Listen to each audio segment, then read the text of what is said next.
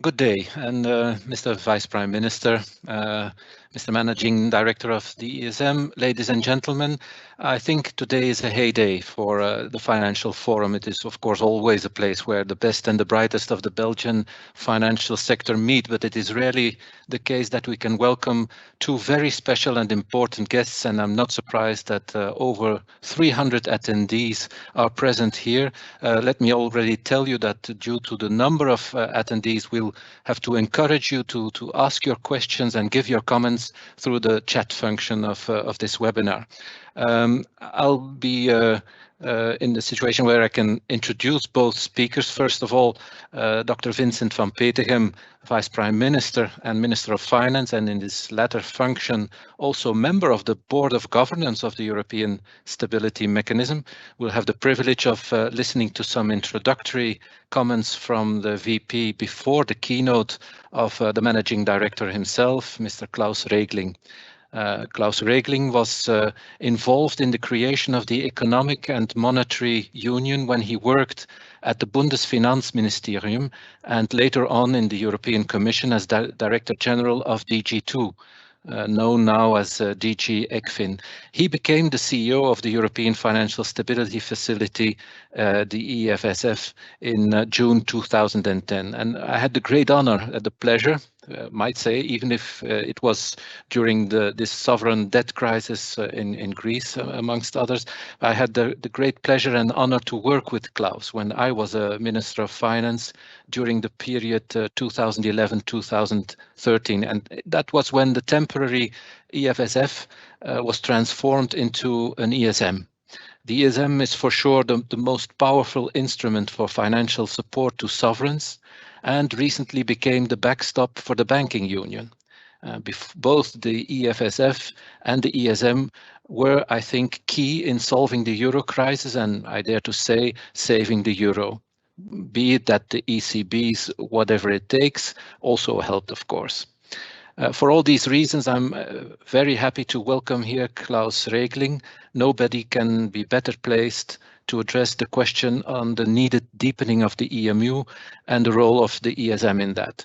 But first of all, I want also to convey a great many thanks on behalf of all of us to Vice Prime Minister Vincent VAN PETEGHEM, because he took the time to join us in this meeting of the Belgian Financial Forum and to give a few introductory remarks. Vincent studied economics and management of public organizations at Ghent University.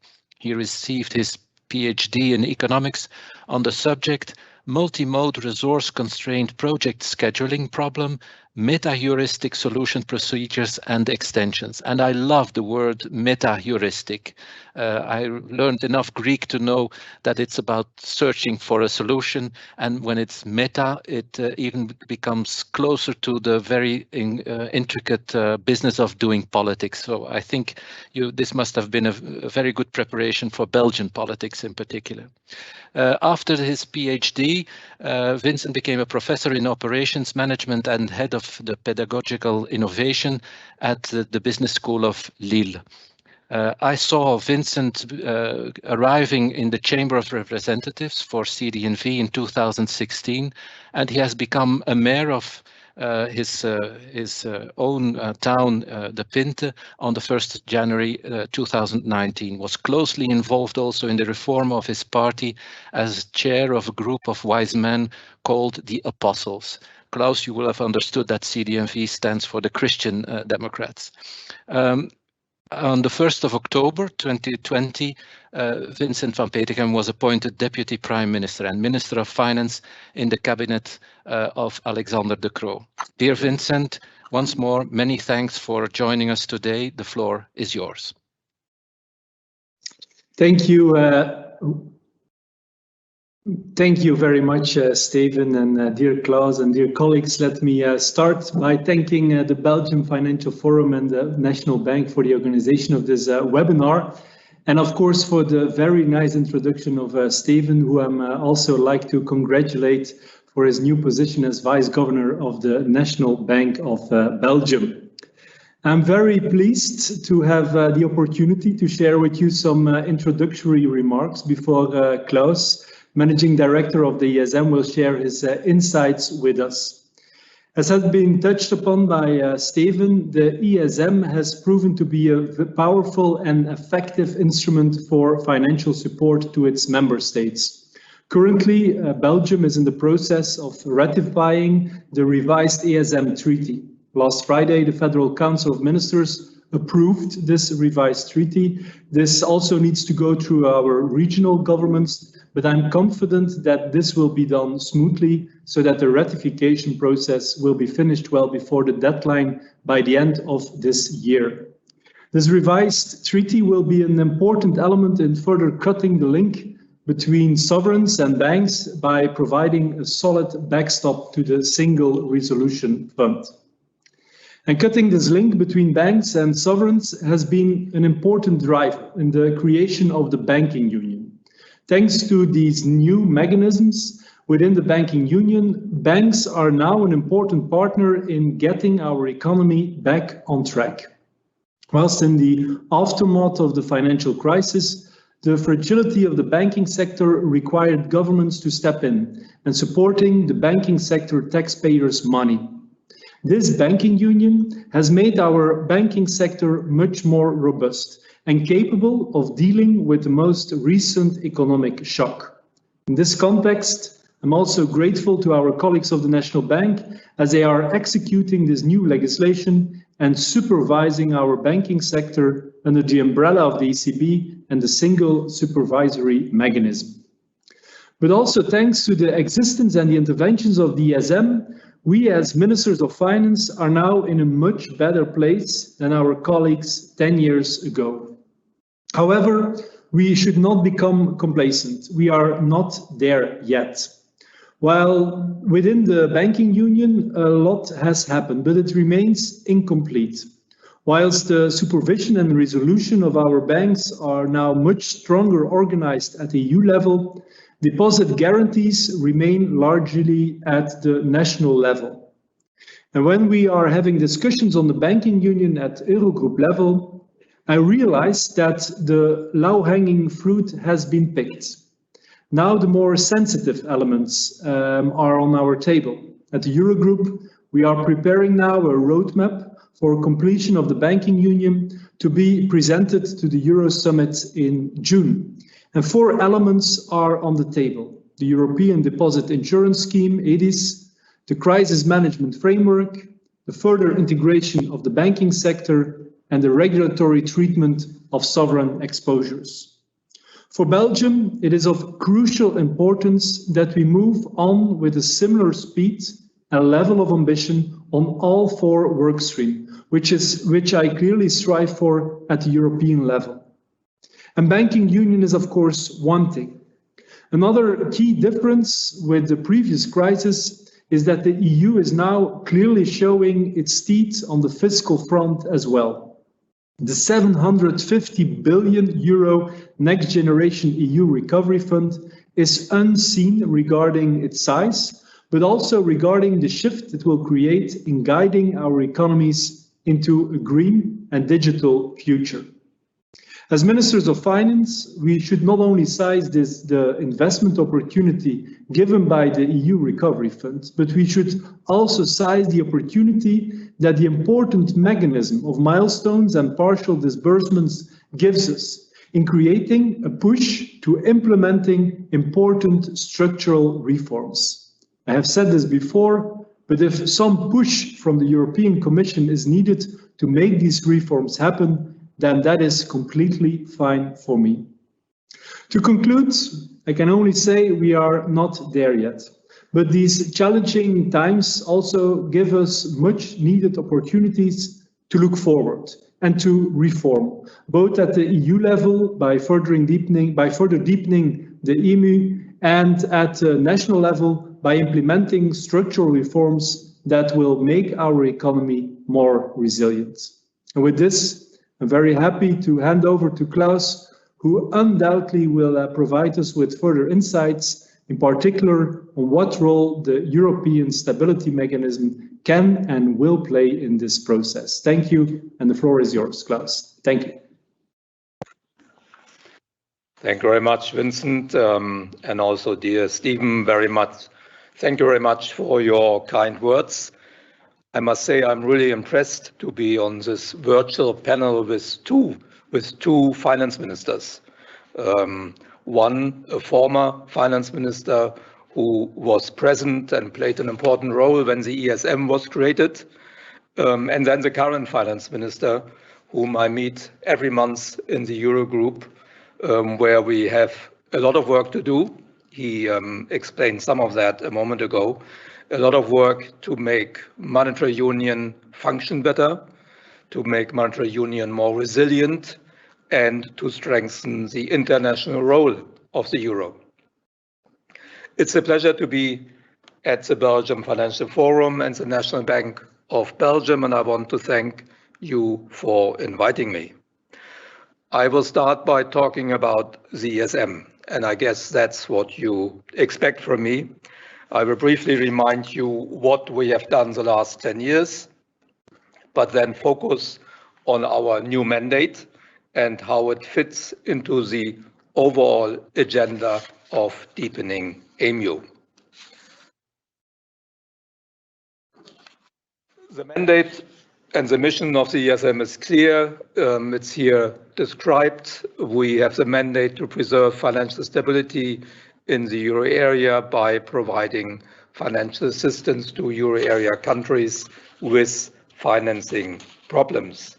And through an ESM program, euro area countries that are at the risk of losing market access can obtain cheaper financing to improve their debt sustainability. That was the mandate from the beginning.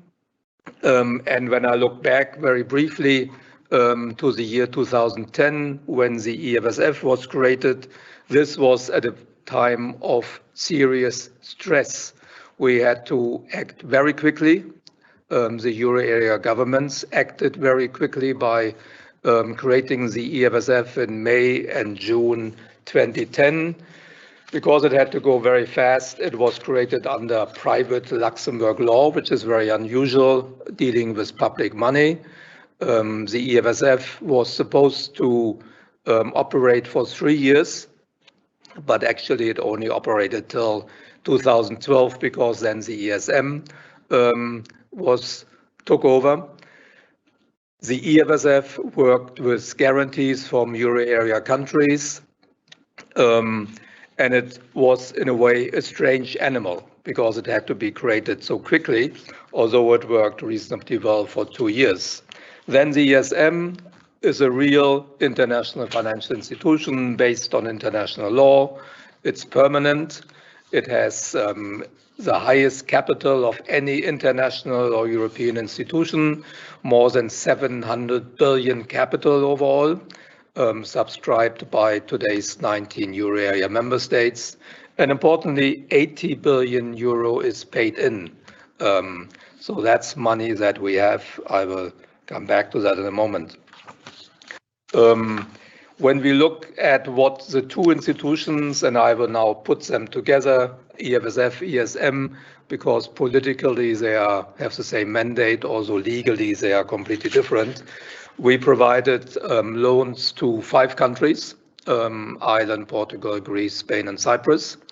And you see the years when money was dispersed and the amounts. Overall, we dispersed 295 billion euro during this period. Most of these loans run for another 10 years before they are paid back.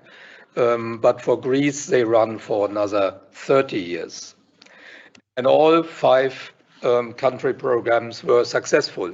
It took Greece a bit longer. They needed 3 programs and 8 years to get out of the crisis. But in the end, they joined the other 4 countries to be successful. All countries used the program periods to implement reform programs because our loans come with conditionality. And that's why there are sometimes delays in disbursements. You may know that from the IMF also, who works in a very similar way.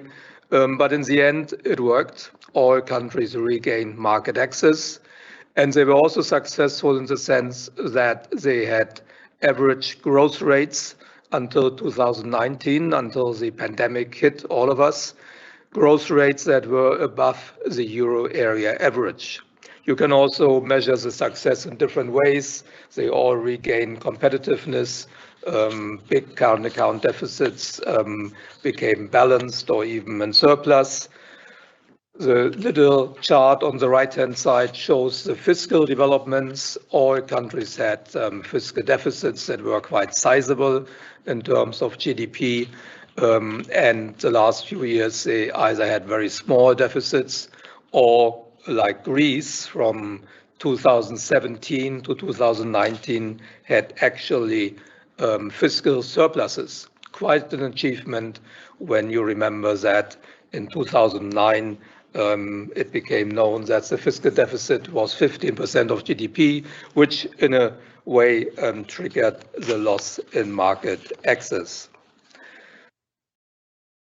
Our paid-in capital is important because it gives our bondholders the security that they will be repaid. So this paid-in capital is instrumental in achieving AAA rating that we have from all rating agencies.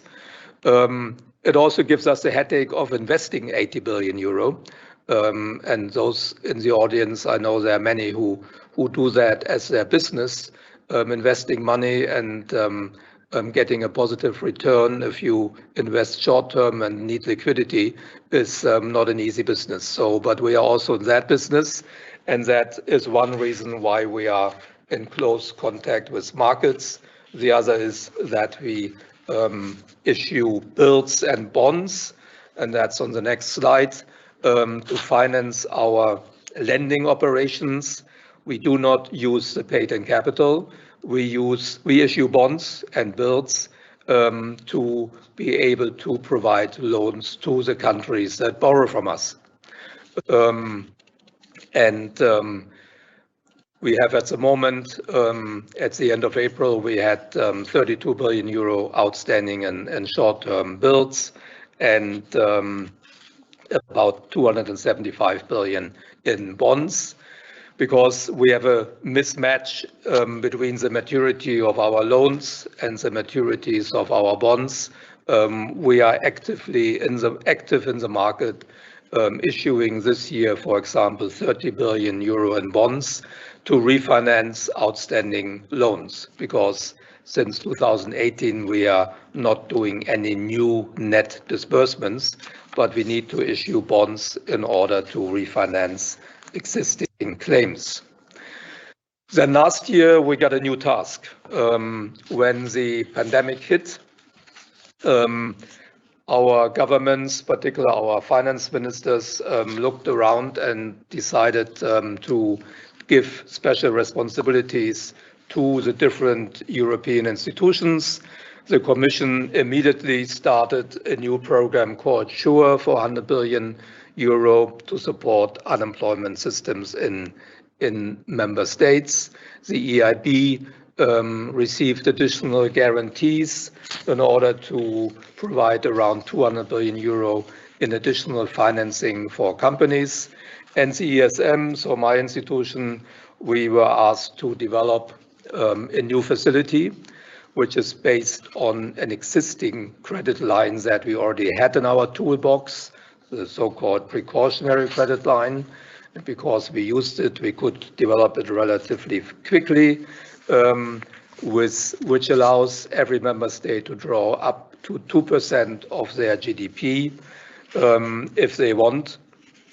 But it's a precautionary arrangement, so it's available, and it will be available till the end of next year. That's the time horizon.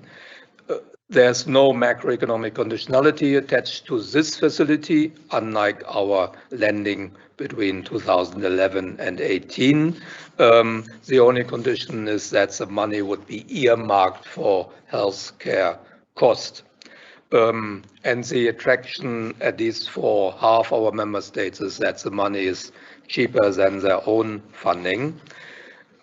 Countries have not requested it so far, which is okay because it's a precautionary credit line that some of you may remember from the International Monetary Funds. They also have precautionary credit line where the idea is not necessarily to draw on it, to use it.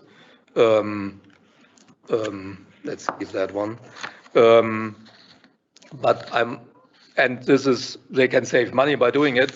Markets know that, credit rating agencies have said this would be positive for countries to use, so there's no market stigma attached to this facility. However, one must admit that in some countries there's a kind of political stigma attached when the population, maybe also parliamentarians hear ESM, then they think of past adjustment programs where indeed painful adjustment was necessary. And they think this may happen again, although that would not be the idea with this facility, because the situation is completely different. We are not dealing with accumulated macroeconomic imbalances like in the past.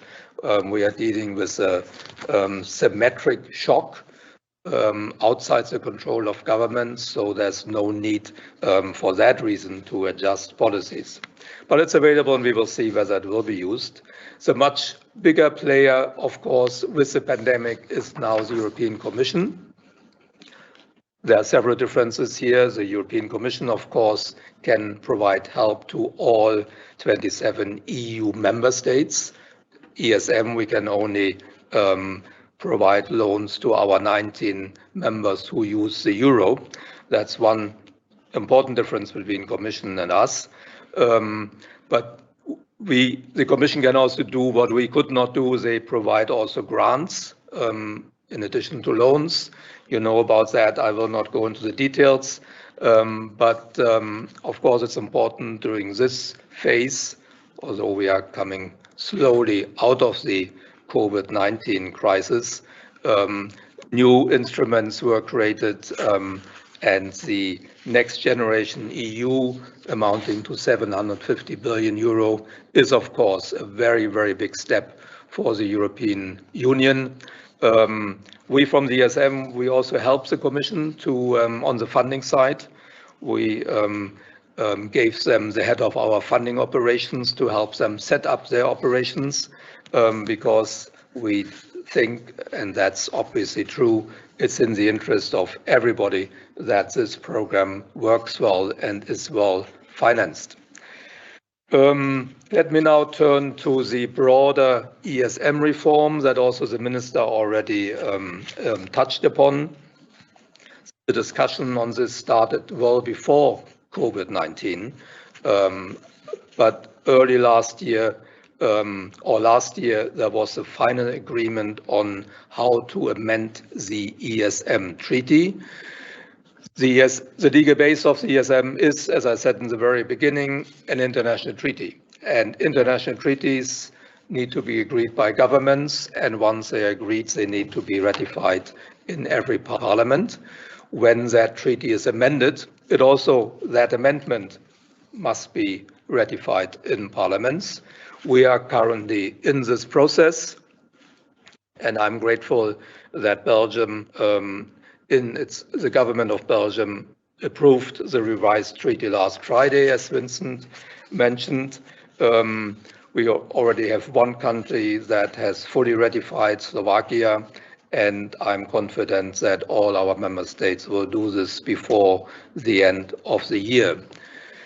And this amendment of our treaty is necessary in order to broaden our mandate and, importantly, to provide the backstop to the Single Resolution Fund. That's one key element, and requires changing the ESM treaty because, according to the current treaty, we are only allowed to lend money to governments in our member states. Now the backstop will, if it's activated, will be needed by the Single Resolution Fund, so another European institution. That's an important legal difference. I will have a few more details on that in a moment. The second important role is that we will get a stronger role in preparing and monitoring future adjustment programs. You probably all remember that 10 years ago when the euro crisis started with problems in Greece and then spreading to Portugal, Ireland, and other countries. The Troika was invented as a new group of institutions to negotiate conditionality. The Troika, that was the European Commission, the ECB, and the IMF. The ESM at the time was new and was completely occupied mobilizing funds in the markets. We were not involved in the economic monitoring negotiations. But over time, as we became the largest creditor in 5 countries, it became clear that we had to develop that capacity.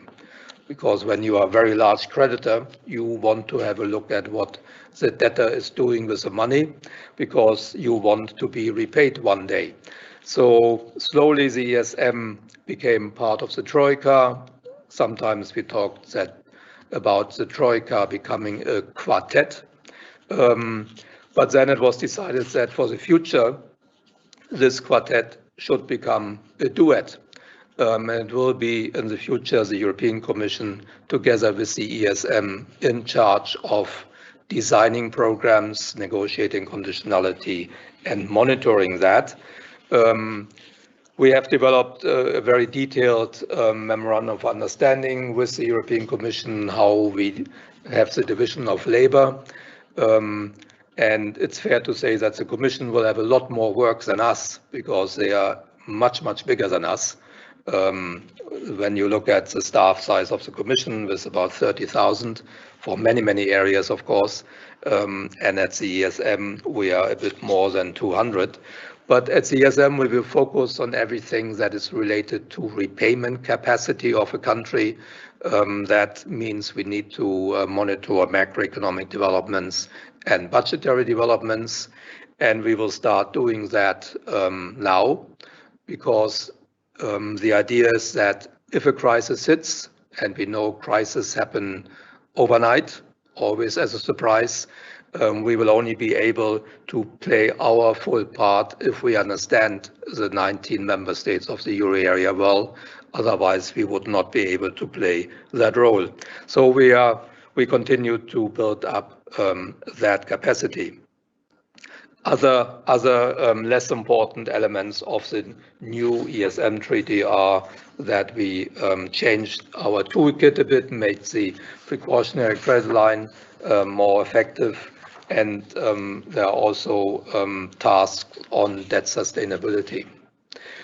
Maybe a few more words on the Single Resolution Fund, because that's important for the ESM, but it's also very important for banking union. It is really one important additional step to complete the banking union. It's not the last one, I will come to that, but it's one important step.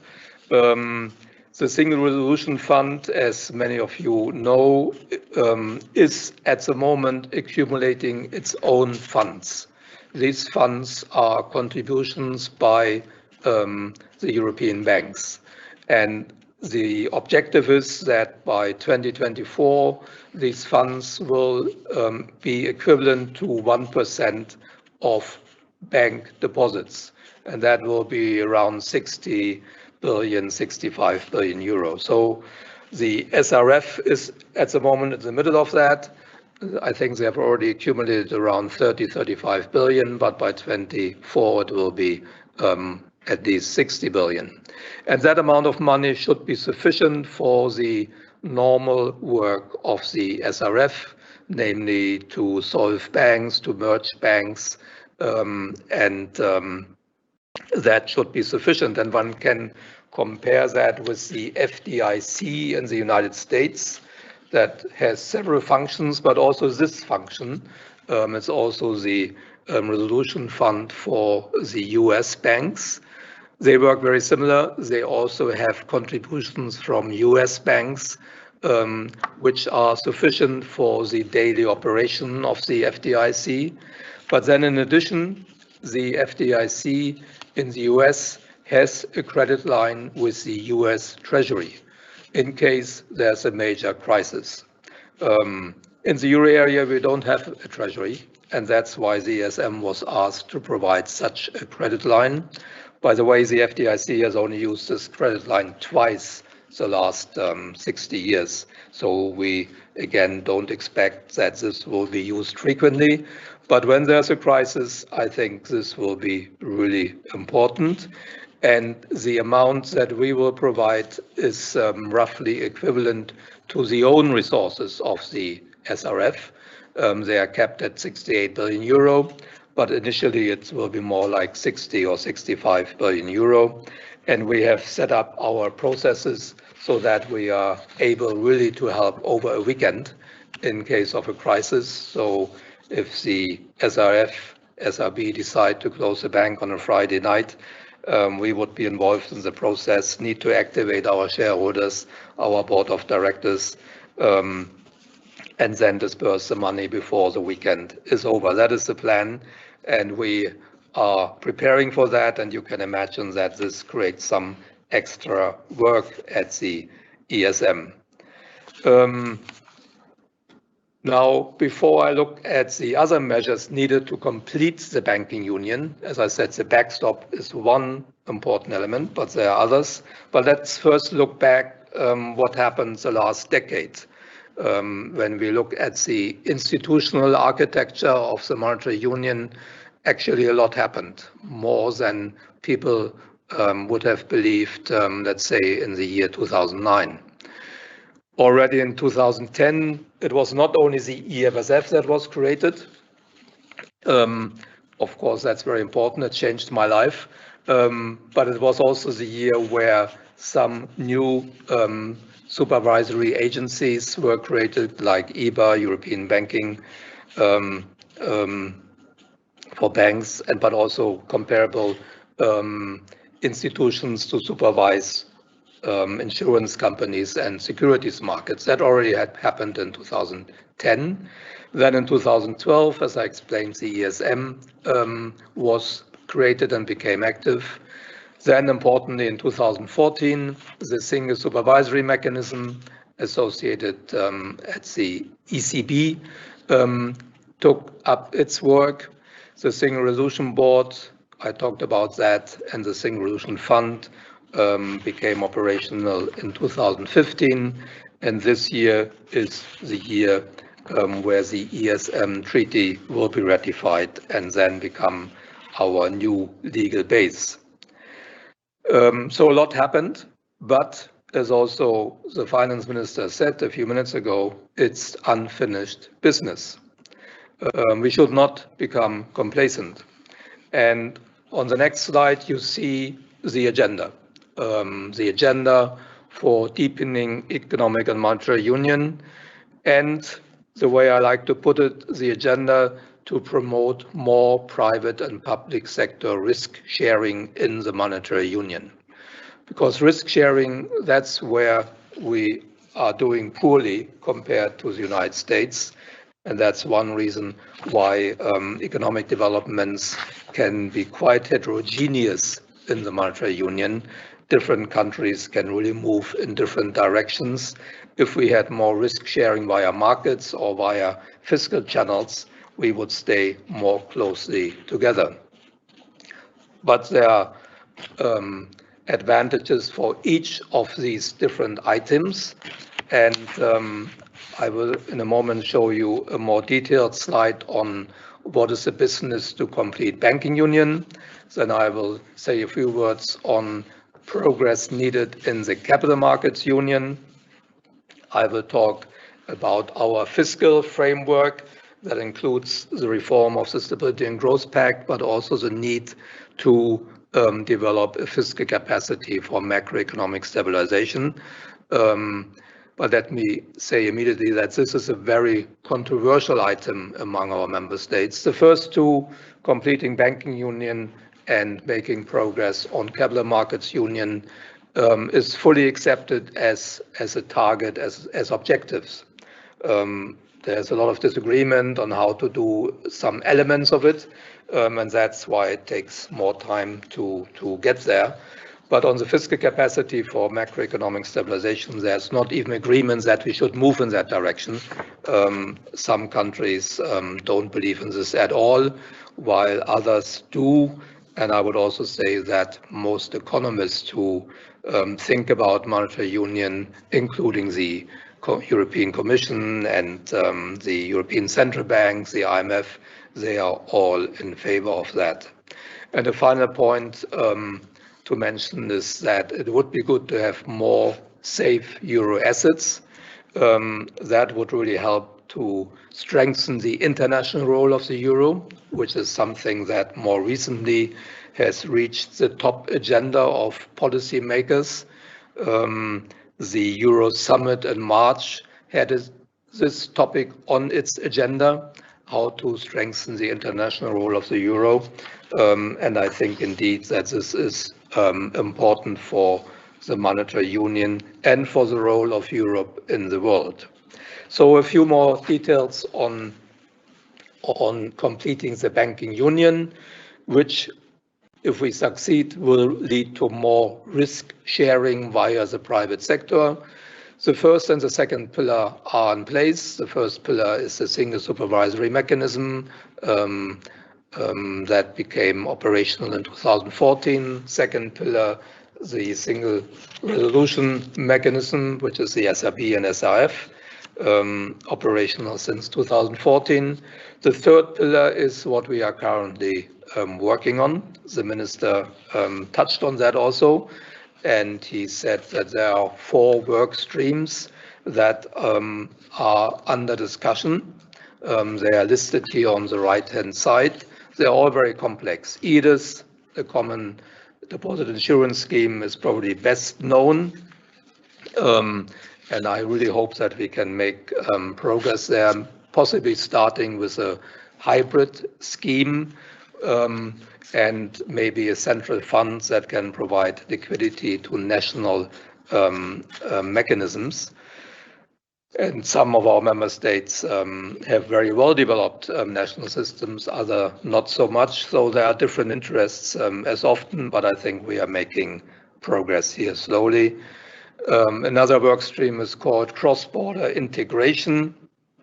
Others will know what I mean when I say that there's a home host issue behind this topic, and host countries understandably want to be protected so that subsidiaries in their countries can determine where liquidity and equity is kept. Certainly an area that needs to be resolved. Crisis management framework deals mainly with medium-sized banks, where we don't have a good system in place at the moment. The SRB deals with the biggest bank, the biggest 120, 130 banks, which account for 80% of banks' balance sheets. But there are a number of medium-sized banks which can be big enough to have an impact on their economies, and we don't have a European framework how to deal with them if they run into trouble. And the last one is the regulatory treatment of sovereign exposure, where we are dealing with the issue that there's no capital requirement for holding sovereign debt. If banks buy sovereign debts, they don't need capital for that, and that's why some banks have maybe too much of that, particularly of their national sovereign bonds, which then brings them very close to the government. So if one runs into a problem, the other will also run into a problem. So very complex issue, very different interests in different member states. These are the work streams. There's no time to go into more detail, but it's important what the minister said earlier, that in the Eurogroup 2 weeks ago, there was agreement that we would work on all these 4 work streams together. Can you go back? So all of them must be treated in a holistic way in parallel. And I think that will be the only way to find a balanced compromise on this third pillar. Capital Markets Union, the other big issue, and important to have more risk sharing via markets in the euro area, is politically not so sensitive, but technically quite complex. It's necessary to deal with that because at the moment we don't have one integrated European capital market. We have in the euro area, we have 19 national capital markets along national borders. That's not good for risk sharing. It's not good for providing capital where it's most productive. It's not good for investors, not good for savers. The Commission has been working on this for quite a while, and there is some progress. At the moment, there are 16 more actions proposed by the European Commission. Some of them I listed here. I will not go into details, but it touches on very complex issues. Let me just mention to harmonize certain insolvency rules, not the complete insolvency legal framework, but insolvency frameworks, insolvency laws in all our member states developed over centuries. Some go back to Napoleon. They have a very deep national origin, and to harmonize that then is particularly difficult.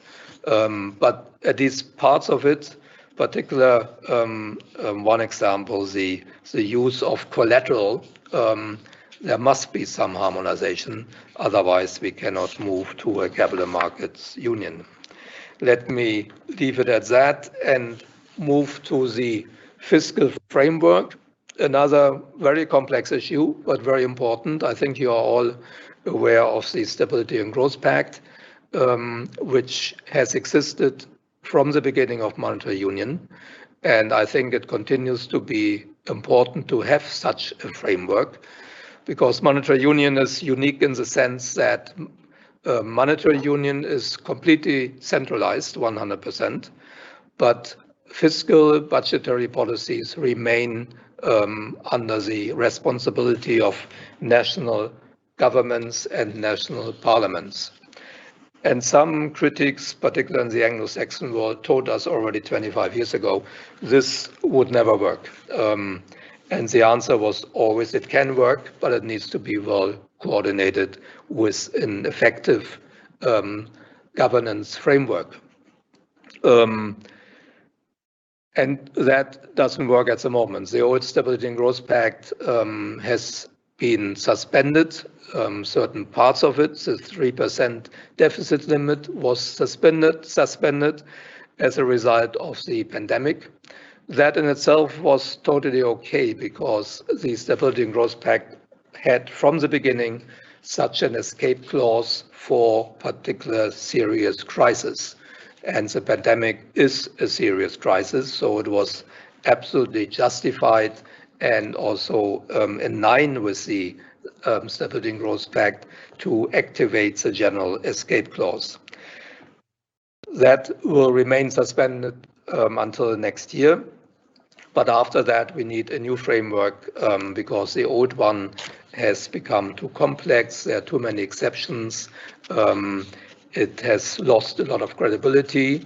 And let me say that this is not the fault of the European Commission, because all these exceptions were adopted in the Council of Ministers, and then the poor Commission has to apply them. But the end result is that there are hardly any people left who fully understand how the Stability and Growth Pact works.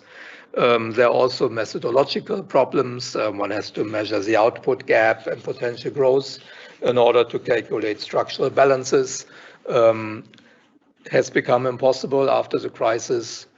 10 years ago, there was a system that worked, but it doesn't work any longer. So it will be necessary to agree on reforms. Many proposals are on the table. Luckily, we have a bit of time because we have the suspension of the general rules till the end of next year. In my view, the 3% deficit limit remains relevant, and that's good because it's also mentioned in the treaty. But we need to think about the debt limit, or I should say a debt target of 60%, which made sense when the Maastricht Treaty was negotiated, but it doesn't make sense now. One is a pragmatic reason. The average debt is now 100% in the euro area. and the old rule that countries should reduce the debt ratio by 1/20th of what is above the 60% per year is just economically not reasonable.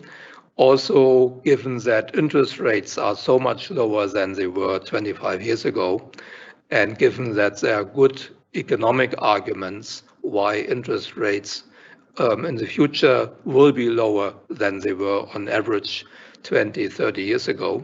They will go up from where they are now, but I'm convinced they will remain lower on average than they were 25 years ago. Therefore, the debt carrying capacity of governments is higher today than what was assumed in the Maastricht Treaty. So these are elements one has to look at, and it will be another difficult task to come to an agreement how to formulate and define a revised format. I want to come to the end so that we have some time for the discussion.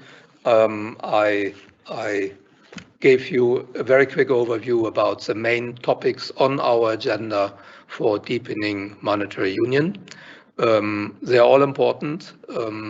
They would lead to more risk sharing, which is really important for the functioning of monetary union, but also capital markets union, banking union, for example, could also raise the growth potential in the euro area by making the use of capital more productive.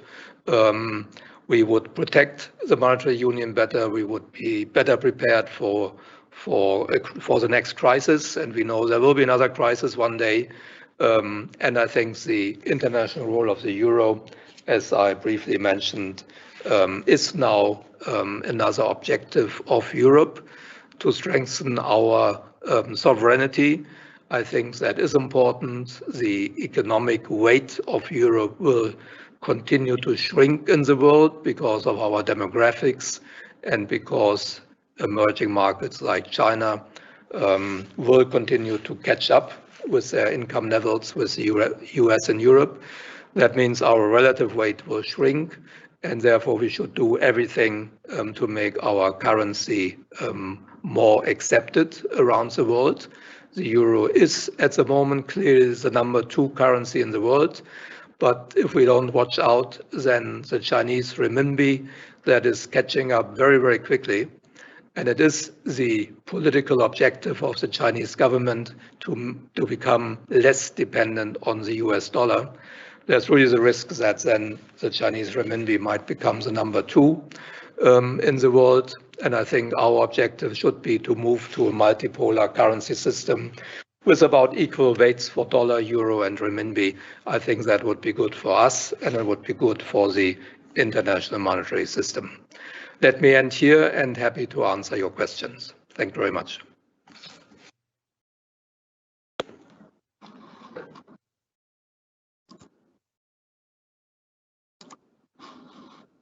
Thank you, Mr. Regling.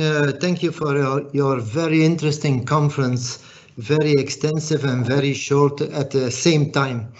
It is perhaps a topic that is not on the table of every person in our audience in their day-to-day professional life, but it's a topic of great importance for financial stability in Europe. Thank you also, Mr. Regling, for your sharing your views with us in a very didactical and systematical way. As was announced by Mr. VANACKERE, we have the time to take some questions. Questions have entered our chat box, and we will make a selection of a few questions for the time being. Perhaps, Mr. Regling, a first question. I'll read the question. Is it really possible to call upon the ESM without a market stigma, when even you acknowledge in your talk that there can be such a thing as a political stigma? Can you have a support program without such a stigma? Yes, thank you very much. That's a question we have been confronted with quite a bit the last few months, because journalists ask me, market participants, why did you create a new facility and it has not been used?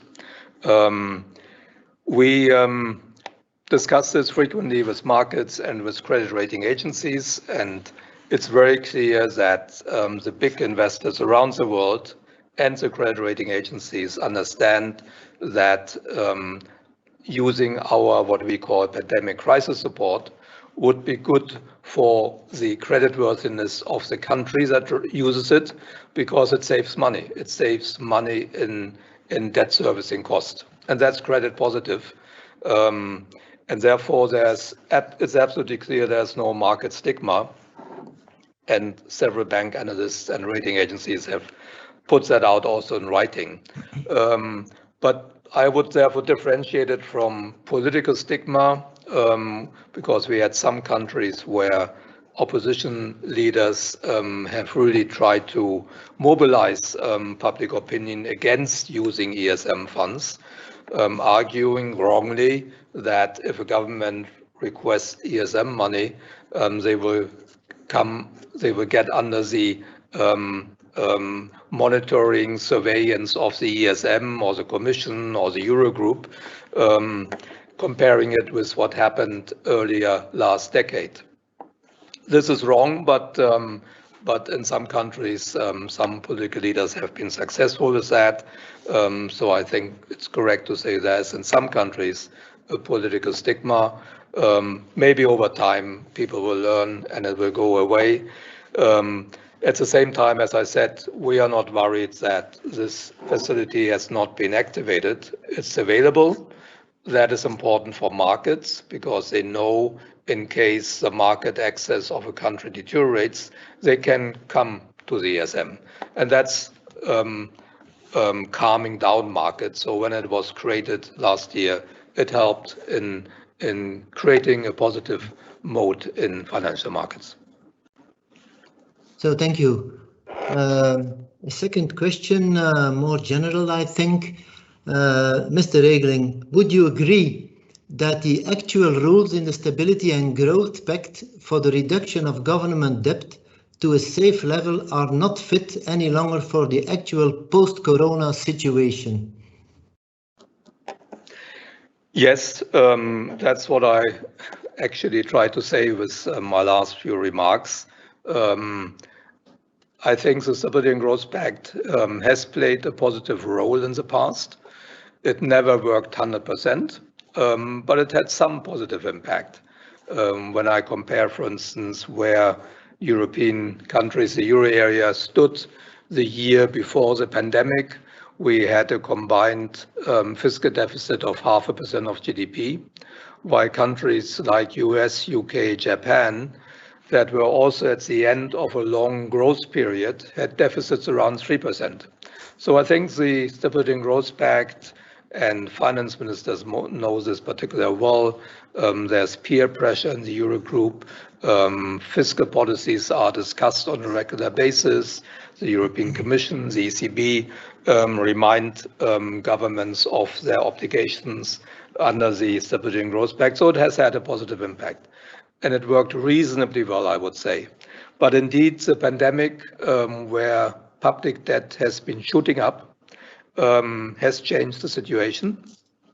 And it was right that during this pandemic, governments took fiscal action, because without that, the economic damage would have been much more serious than what we have seen. It's pretty bad anyway. It's the biggest crisis in our lifetime. But without all the fiscal action at the national level and from the European level, it would have been worse. So we have to deal with that. And as I said, in my view, we should look at the debt target, 60%, which made sense 30 years ago when the Maastricht Treaty was negotiated. At that time, we had much higher interest rates. Now we have much lower interest rates. And even if we assume that they will go up from the current level, they will on average stay lower. And that increases what economists call the debt carrying capacity of governments, which in the end means that debt levels can safely be a bit higher than what we thought 30 years ago. At the same time, of course, average nominal growth rate today is lower than 30 years ago. One should keep that in mind. And we also know that there are off-balance sheet public sector obligations that will increasingly become a fiscal burden coming from aging, pension cost, healthcare cost, also the cost of the fight against climate change. All of that are costs that will come up. So we also should have some fiscal buffers because the next crisis will come. So we should not behave as if that doesn't play any role anymore because borrowing costs are so low. But I think it would be okay to accept that one can have a somewhat higher debt target than in the past. In addition, there are these methodological issues, unobservable variables.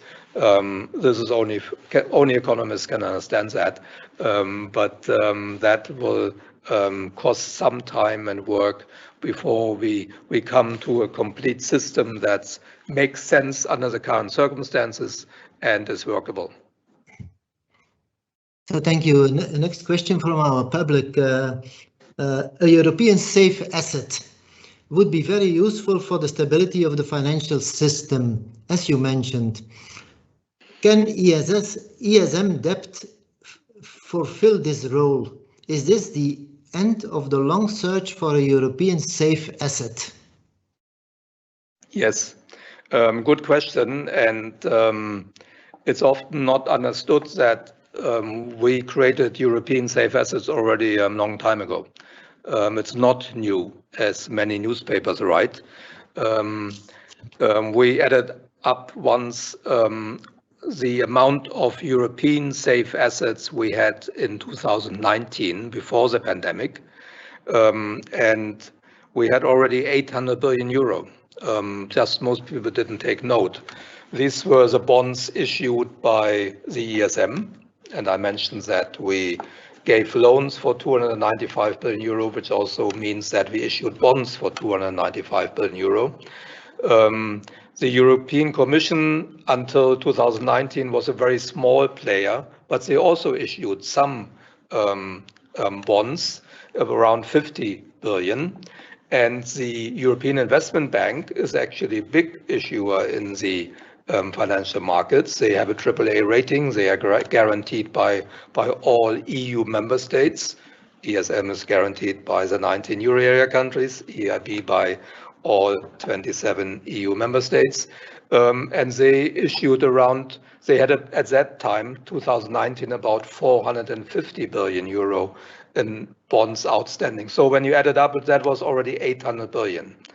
Not a lot, but better than nothing. So we did not start from zero. Now, with all the action taken in response to COVID-19, the EIB has additional business to do. The Commission started with a SURE program, 100 billion euro, and they issued bonds to finance that. And as you know, they will have 750 billion euro, which is actually in 2018 prices. So in nominal terms, it will be 800 billion euro that they could issue. And we may issue something for our pandemic crisis support. We don't know exactly how much. But when I add all that up on top of the 800 billion that already existed, you reach about 2 trillion in European safe assets. And I agree, which was implicit in the question, that having European safe assets is positive. It's good for the functioning of European markets. It will also help banks to diversify more their sovereign bond holdings. As I said earlier, some of them have too much issued by their own national governments, and they may want to diversify. European safe assets will help them. It will also strengthen the international role of the euro, because international markets, and I hear that often when I talk with our investors around the world, they are looking for safe assets. And they don't want to only consider the US dollar a safe asset. So they want European safe assets. Of course, They know that we have also AAA rated countries in the euro area. And one can also add that and say those are national safe assets, Germany, Netherlands, and a few others.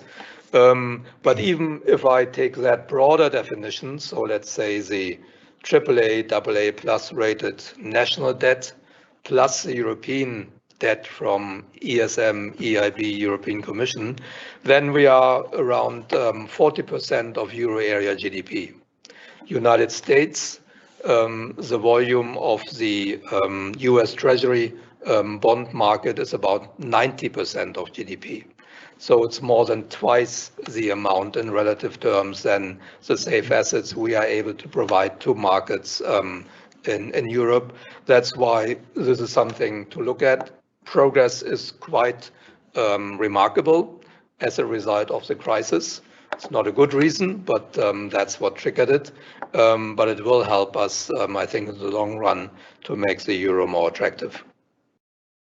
So thank you. When I look at the time, we have perhaps time for two questions, one punctual question and one concluding question. The punctual question, do you see a future role for the ESM in the European economic policy concerning digital and green loans to state members? Well, I see clearly a role for the ESM, but probably not in that area. As I said, we will provide the backstop. That's a new task. We are preparing ourselves. We are preparing ourselves to monitor the 19 euro area countries. I could imagine other facilities because we have an unused lending capacity of more than 400 billion euro. On the one hand, it's good that we have unused firepower, because when a crisis hits, it's always good that a rescue fund has unused firepower. So we don't want to spend it all. But apart from the backstop, maybe one day one needs also a credit line for EDIS, the deposit insurance scheme. The ESM could also help to set up a fiscal capacity for macroeconomic stabilization. I see it in those areas. I don't see it in the area of green and digital transition. This is really the task of the Commission's package, the Next Generation EU, rightly so. This is not crisis fighting. Crisis fighting, that's our business. The Commission, but also the European Investment Bank, they are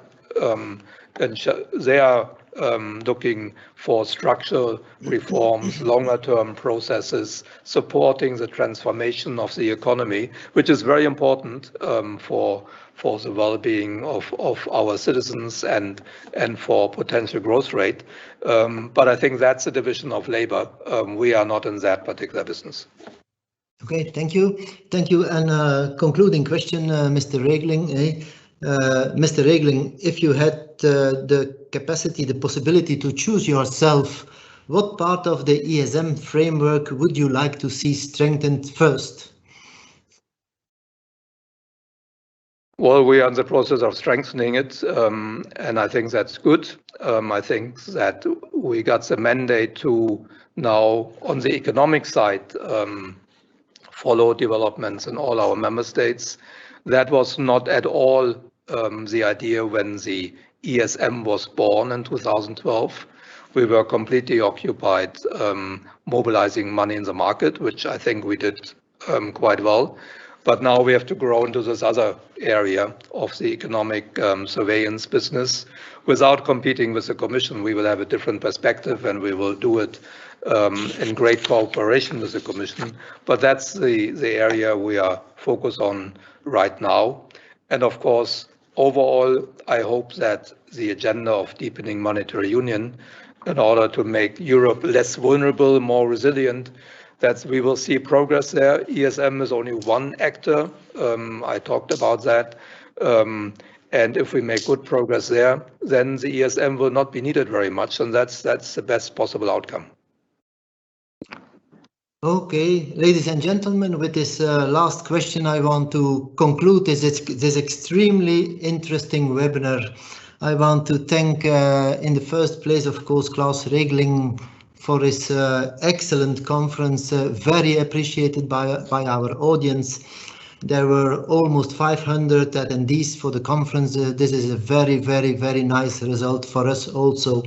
I want to thank Vice Governor VANACKERE and Deputy Prime Minister Van Peteghem for their contribution, and also our public. Thank you for your participation. We will invite you for our next conference on the 27th of May, and it will go about ESRB, another important institution for financial stability. Thank you very much, and I'd like to see you next time.